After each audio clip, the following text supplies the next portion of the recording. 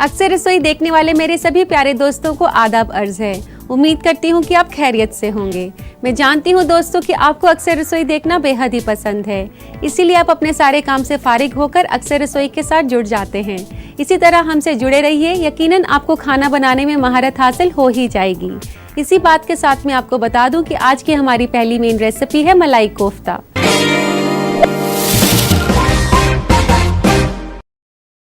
मलाई kofta creamy tomato gravy में डला हुआ पनीर का कोफ्ता होता है। तो आइए इसे बनाना शुरू करते हैं। सबसे पहले हमें तैयार करने होंगे पनीर के कोफ्ते। तो उसके लिए हमें चाहिए होगा पनीर। यहाँ मैंने फ्रेश पनीर लिया है 1 कप, यानी कि 150 से 200 ग्राम के बीच में। इसे हम डाल लेते हैं एक प्लेट में।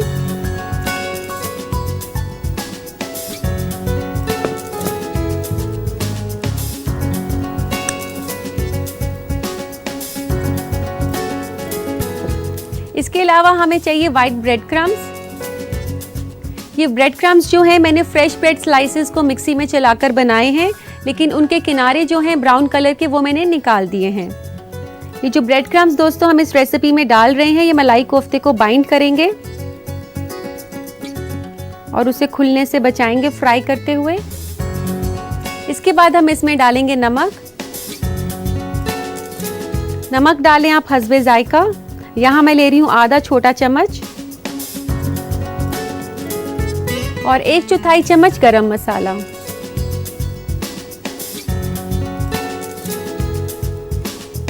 इन सबको अच्छे से मिक्स कर लें।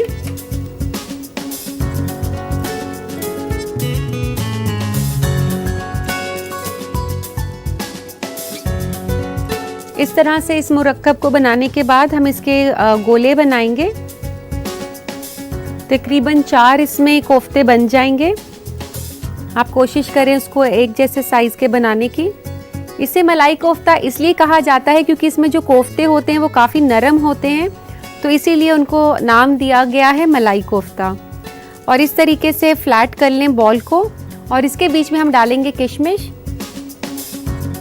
ऐसे 2 से 3 किशमिश आप रख सकते हैं और फिर इसको आप इस तरीके से, और उसके बाद इसको आप अपनी पसंद की शेप में बना सकते हैं। चाहे तो आप वापस से इसको गोल कर लें या फिर इस तरीके से इसको लंबा बना लें।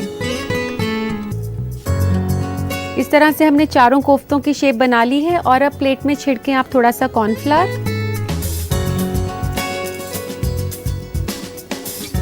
1 से 2 छोटे चम्मच।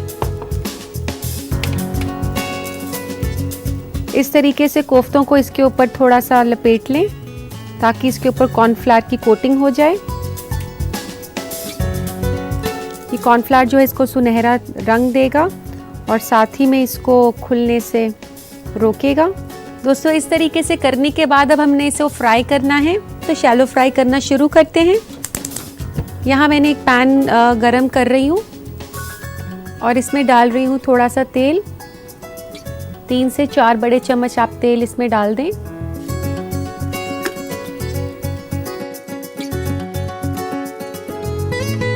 तो आइए कोफ्तों को फ्राई करें। बहुत ज़्यादा गर्म नहीं होना चाहिए तेल, जैसा कि मैंने आपको बताया था इसे मीडियम आंच पर आपने फ्राई करना है। और एक बात और है कि आपने पनीर से बनी कोई भी रेसिपी जो है ज़्यादा कुक नहीं करनी। पनीर काफ़ी हार्ड हो जाता है ओवर कुकिंग से।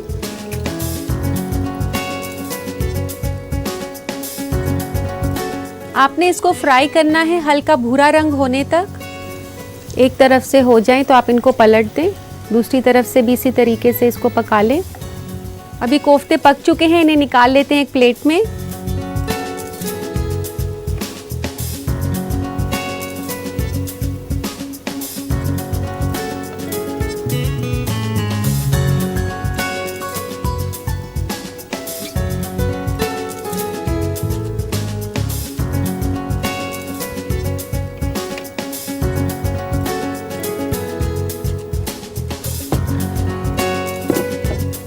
कोफ्ते तो तैयार कर लिए हमने, अब तैयार करनी है हमने इसकी ग्रेवी। तो ग्रेवी तैयार करना शुरू करते हैं।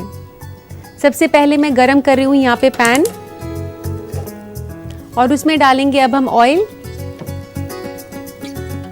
तेल या घी किसी भी चीज़ का इस्तेमाल कर सकते हैं आप अपनी पसंद के हिसाब से। यहाँ पे 2 बड़े चम्मच मैंने तेल डाल दिया है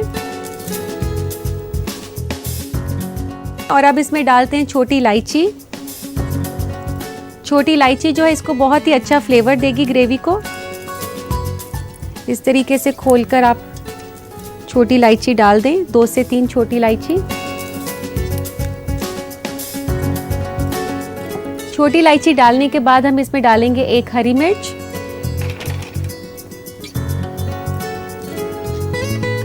ऐसे लंबी काटकर।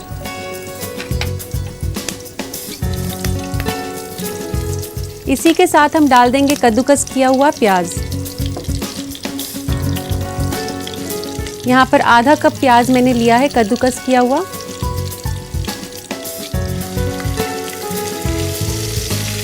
इसको आपने तब तक भुनना है जब तक यह हल्का सुनहरा ना हो जाए।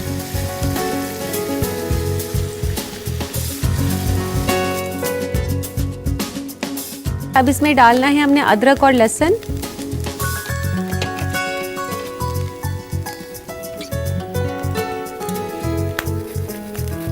दो फ्लेक्स में डाल रही हूँ लहसुन के, तकरीबन 1 छोटे चम्मच के आसपास। और इसी के साथ आधे चम्मच के आसपास अदरक।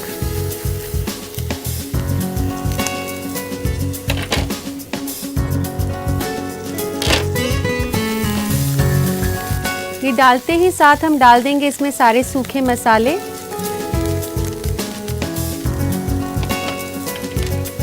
सूखे मसालों में सबसे पहले हम डालेंगे लाल मिर्च का पाउडर आधा छोटा चम्मच, जीरा पाउडर 1 छोटा चम्मच, धनिया पाउडर 1 छोटा चम्मच, नमक हस्बे जायका यहाँ मैं डाल रही हूँ 1 छोटा चम्मच। इसके बाद हम डाल देंगे इसमें पानी ताकि मसाले जले नहीं।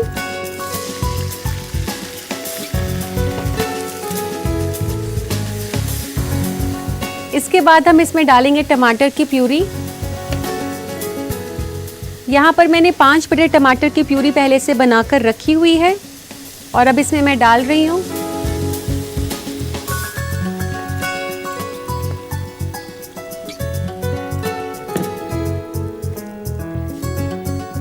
और इसी के साथ हम डालेंगे इसमें 1 से 2 चुटकी चीनी की।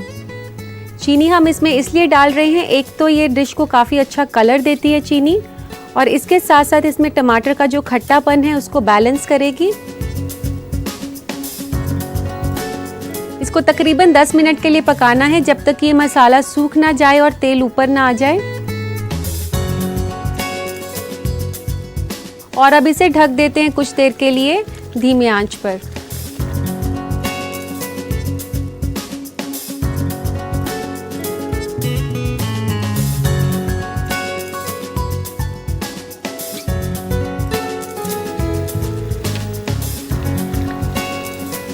दोस्तों आप देख सकते हैं काफ़ी गाढ़ी हो गई है ये ग्रेवी और इसमें काफ़ी शाइन भी आ गई है। और अब इसमें डालेंगे हम काजू का पेस्ट जो कि मैंने पहले से बना के रखा हुआ है। तकरीबन 10 काजू का पेस्ट है ये। काजू का पेस्ट बनाने के लिए आप गर्म पानी में काजू को भिगा दें, फिर आप उसको मिक्सी में चला लें। धीरे धीरे करके डालना है काजू का पेस्ट, ये इसको काफ़ी रिच बनाएगा ग्रेवी को। इसके साथ साथ इसमें काफ़ी स्मूथनेस आ जाती है काजू का पेस्ट डालने से ग्रेवी में, और ये टमाटर के खट्टेपन को भी बैलेंस करता है।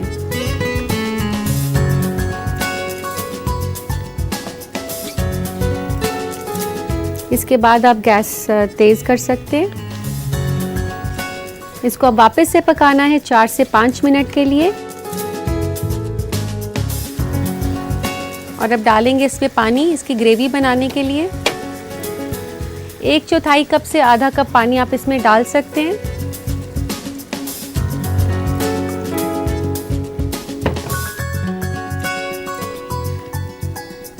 पानी डालने के बाद हम इसमें डालेंगे दूध। दूध इसमें तकरीबन 1/4 से आधा कप डल जाएगा।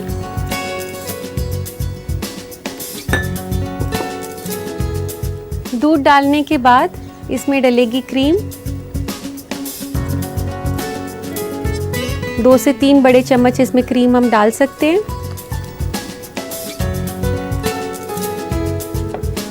ये आप देख सकते हैं कितनी रिच और स्मूथ ग्रेवी बनी है। वैसे ये एक बेसिक करी है, इससे आप किसी भी तरीके से यूज़ कर सकते हैं। इसमें कोफ्ते डालना चाहें तो कोफ्ते डाल सकते हैं, चिकन के लिए यूज़ करना चाहें या मटन के लिए यूज़ करना चाहें, किसी भी तरीके से इसको यूज़ कर सकते हैं। क्रीम डालने के बाद इसे ज़्यादा नहीं पकाना और अब गैस बंद कर देंगे हम। और अब इसमें डालेंगे गरम मसाला। गरम मसाला हमें ज़्यादातर कुकिंग के एंड में डालना चाहिए ताकि उसकी खुशबू जो है वो बरकरार रहे। अब कोफ्ते और करी को हमने असेंबल करना है, उसके लिए ले लेते हैं एक प्लेटर।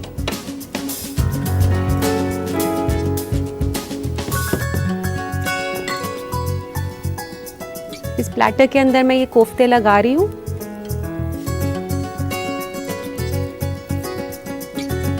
दोस्तों, आपने कोफ्ते और करी को तभी असेंबल करना है जब आपने इसको सर्व करना है। अगर आपने अभी इसको सर्व नहीं करना तो आप कोफ्ते अलग से पकाकर रख सकते हैं और उसकी करी अलग से पकाकर रख सकते हैं।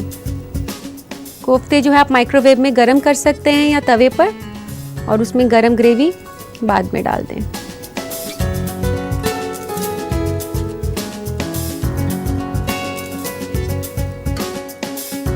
और इसके बाद अब हम इसको करेंगे गार्निश।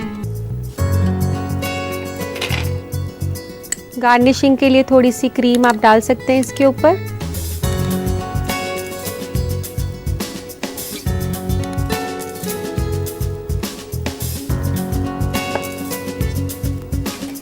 और डालेंगे इसके ऊपर कटा हुआ धनिया। और 1 से 2 हरी मिर्च हम सजा देंगे इसके ऊपर।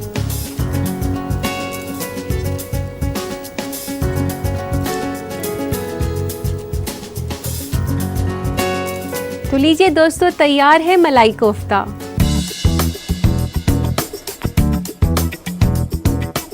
इस मुगलई रेसिपी को अपने किचन में ज़रूर ट्राई करें। यकीनन ये आपको बेहद पसंद आएगी, लेकिन उससे पहले नोट करें इसकी रेसिपी ताकि इसको अपने जहन में अच्छे से बिठा सके। मलाई कोफ्ता बनाने के लिए हमें चाहिए 200 ग्राम पनीर, 1 कप पिसी हुई ब्रेड, आधा छोटा चम्मच नमक, 1/4 छोटा चम्मच गरम मसाला, थोड़ा सा किशमिश, 2 छोटा चम्मच मैदा और 4 बड़ा चम्मच तेल। इसकी ग्रेवी बनाने के लिए हमें चाहिए आधा छोटा चम्मच लाल मिर्च का पाउडर, 1 छोटा चम्मच जीरा पाउडर, 1 छोटा चम्मच धनिया पाउडर, आधा छोटा चम्मच गरम मसाला, 3 अदद छोटी इलायची, 1 अदद हरी मिर्च, आधा कप कद्दूकस की हुई प्याज, 1 छोटा चम्मच कद्दूकस किया हुआ लहसुन, आधा छोटा चम्मच कद्दूकस किया हुआ अदरक, 5 अदद टमाटर की प्यूरी, 10 अदद काजू का पेस्ट, 3 बड़ा चम्मच क्रीम, 3 बड़ा चम्मच तेल, 2 चुटकी चीनी, आधा कप दूध, 1 छोटा चम्मच नमक और 1 कप पानी। इसके अलावा गार्निश के लिए हमें चाहिए 3 छोटा चम्मच क्रीम, 1 बड़ा चम्मच कटा हुआ हरा धनिया और 2 अदद हरी मिर्च। सबसे पहले कोफ्ते तैयार करने के लिए एक प्लेट में पनीर, पिसी हुई ब्रेड, नमक और गरम मसाला डालकर अच्छे से मिला लें। इस मुरक्कब से छोटे छोटे गोले बनाएं और उसे भर दें किशमिश से। उसके बाद इन गोलों पर मैदा लगाते हुए उन्हें अपनी मनपसंद शक्ल दें। एक पैन में तेल गरम करें और इन गोलों को डीप फ्राई करके एक प्लेटर में अलग रख दें। ग्रेवी बनाने के लिए एक दूसरे पैन में तेल गरम करें, उसमें छोटी इलायची, हरी मिर्च, कद्दूकस की हुई प्याज डालकर तब तक पकाएं जब तक कि प्याज लाल ना हो जाए। फिर मिलाएं कद्दूकस किया हुआ लहसुन और अदरक, लाल मिर्च पाउडर, जीरा पाउडर, धनिया पाउडर, नमक, पानी, टमाटो प्यूरी और चीनी डालकर कुछ देर पकने दें। उसके बाद काजू का पेस्ट डालें और तकरीबन 10 मिनट तक पकने दें। फिर इसमें दूध, क्रीम और गरम मसाला मिलाएं। एक प्लेटर में परोसे कोफ्ते को ग्रेवी के साथ और गार्निश करें क्रीम, हरा धनिया और हरी मिर्च से। लीजिए तैयार है मलाई कोफ्ता।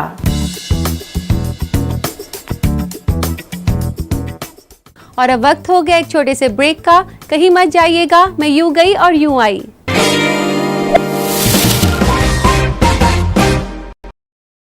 ब्रेक के बाद अब सभी का फिर से इस्तकबाल है। दोस्तों, अब वक्त है फूड ट्रेंड्स का, जिसके तहत हम आपको मालूमात देते हैं खाने पीने से जुड़ी तब्दीलियों के बारे में।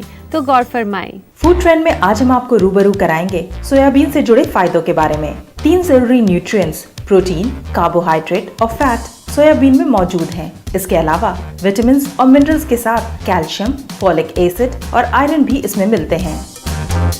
पिछले 15 सालों में अपनी हेल्थ प्रॉपर्टीज की वजह से पूरी दुनिया के रिसर्च साइंटिस्ट को सोयाबीन ने अपनी ओर खींचा है। सोयाबीन को प्रोटीन क्वालिटी में नॉन वेजिटेरियन खानों के बराबर माना गया है। रिसर्चर्स के मुताबिक सोयाबीन अगर रोजाना सही मिकदार में ली जाए तो ये मिडिल एज के लोगों में दिल की बीमारियों के खतरे को कम करता है। सोयाबीन में मौजूद प्रोटीन ज़ियाबतीस के मरीजों के लिए बेहतरीन है, क्योंकि प्रोटीन के साथ साथ इसमें मौजूद फाइबर ब्लड शुगर लेवल्स को काबू में रखता है। सोयाबीन से कई तरह के कैंसर की बीमारियों के खतरे से बचा जा सकता है, जैसे कोलोन कैंसर, प्रोस्टेट कैंसर और यहाँ तक कि ब्रेस्ट कैंसर भी। आजकल बाजार में आपको सोयाबीन के दूध भी मिलने लगे हैं। जो लोग दूध में मौजूद लैक्टोज हजम नहीं कर पाते, वो सोया मिल्क ट्राई कर सकते हैं। उम्मीद है आपने गौर से देखा होगा हमारा ये फूड ट्रेंड्स का सेगमेंट। अब वक्त आ गया है आपसे राब्ता कायम करने का, यानी कि आपके खतूत को शामिल करने का। तो लेते हैं आज का पहला खत। पहला खत है पिया का मुंबई से। ये कहती है कि आजकल हर जगह ओटमील यानी कि जई को डाइट में शामिल करने की बात होती रहती है। इसके आखिर फायदे क्या हैं? पिया, आपने काफ़ी अच्छा सवाल पूछा है। ओटमील के फ़ायदे मैं आपको बता देती हूँ। सबसे पहले तो ये आपके बैड कोलेस्ट्रॉल को कम करने में मदद करता है। इसके साथ साथ ये आपके शुगर लेवल्स को भी स्टेबल रखता है।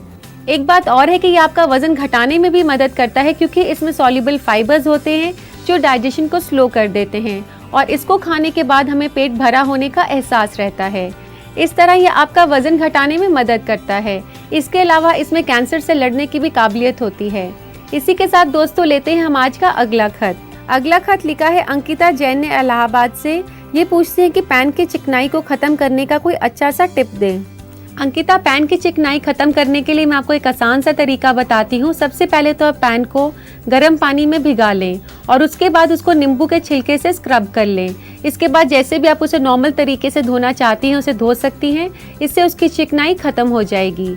इसी के साथ दोस्तों लेते हैं हम आज का अगला खत। अगला खत लिखा है तस्नीम ने बरेली से। ये जानना चाहती हैं कि दाल को जल्दी पकाने का कोई तरीका हो सकता है। तस्नीम, वैसे तो दाल को उबालने के कई टिप होते हैं। उनमें से मैं आपको एक तो ये बताती हूँ कि जब भी आप दाल को उबालें उसमें घी या तेल डालकर उबालेंगी तो वह जल्दी पक जाएगी। इसके अलावा आप एक चुटकी हल्दी डालकर भी दाल को उबालें तो वह भी जल्दी दाल को गलाने में मदद करती है। तो दोस्तों ये थे हमारे आज के खत। अब वक्त हो गया है एक मुख्तसर से वक्फे का, लेकिन आप कहीं मत जाइएगा क्योंकि अभी हम वापस आएंगे एक और रेसिपी के साथ। देखते रहिए अक्सर रसोई। सभी दोस्तों का फिर से खैर मकदम है। दोस्तों, आप जो कुछ भी कर रहे हैं छोड़कर जुड़ जाइए अक्सर रसोई के साथ। हम अपने जायके के सफ़र को जारी रखते हुए बनाने जा रहे हैं आज की दूसरी रेसिपी, जो कि एक ड्रिंक है और जिसका नाम भी इक्वली रिफ्रेशिंग है, ऑरेंज ब्लॉसम।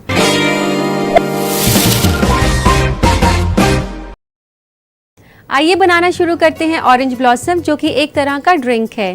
इसके लिए सबसे पहले हमें चाहिए ऑरेंज जूस। यहाँ मैंने 1 कप ऑरेंज जूस लिया है, यानी कि 200 ml। आप इसमें किसी भी तरह का जूस इस्तेमाल कर सकती हैं, चाहे तो फ्रेश जूस ले सकते हैं या टेट्रा पैक ले सकते हैं। यहाँ मैंने टेट्रा पैक वाला जूस लिया है और इसको डाल रहे हैं हम मिक्सी में।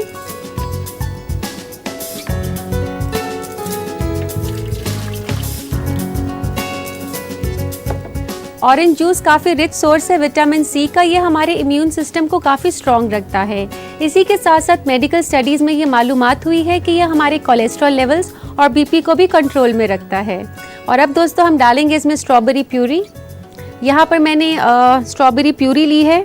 ये आप फ्रेश भी ले सकते हैं या टिन्स में आती है उसका इस्तेमाल भी कर सकते हैं। 1 बड़े चम्मच के आसपास इसमें प्यूरी डाल दें स्ट्रॉबेरी की। और अब इसमें डालेंगे लेमन जूस, 1 से 2 छोटे चम्मच लेमन जूस के।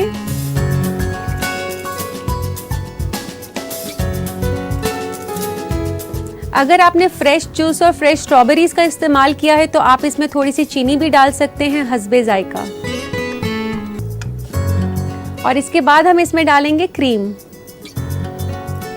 क्रीम की जगह वनीला आइसक्रीम का भी इस्तेमाल कर सकते हैं। 1 बड़ा चम्मच मैं यहाँ पर क्रीम का डाल रही हूँ।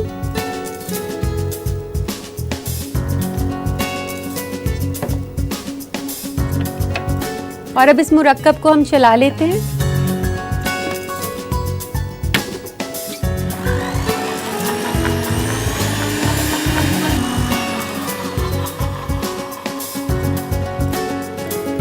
इस मुरक्कब को चलाने के बाद हम इसमें डालेंगे दूध।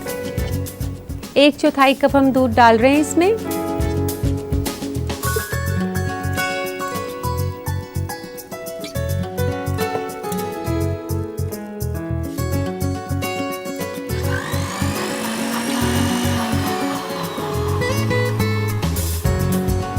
ये तैयार हो चुकी है। लेते हैं एक सर्विंग ग्लास इसको सर्व करने के लिए।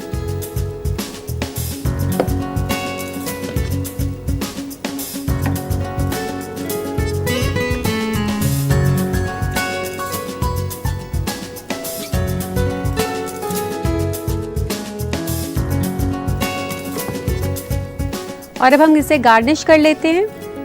गार्निश कर रही हूँ मैं चेरी के पीस से। आप इसकी जगह स्ट्रॉबेरी या संतरे का भी इस्तेमाल कर सकते हैं। और इसके ऊपर मैं लगा रही हूँ यहाँ पर एक फैंसी स्ट्रॉ। तो लीजिए जनाब, तैयार है ऑरेंज ब्लॉसम।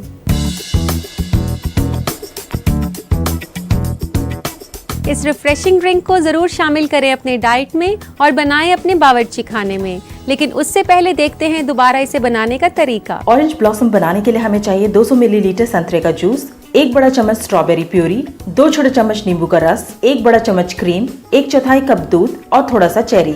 ऑरेंज ब्लॉसम बनाने के लिए सबसे पहले मिक्सी में संतरे का जूस, स्ट्रॉबेरी प्यूरी, नींबू का रस और क्रीम डालकर कुछ देर चला लें। फिर इसमें दूध डालें और मिक्सी को दोबारा चला लें। इस ड्रिंक को सर्व करें एक ग्लास में और गार्निश करें चेरी से। लीजिए, तैयार है ऑरेंज ब्लॉसम।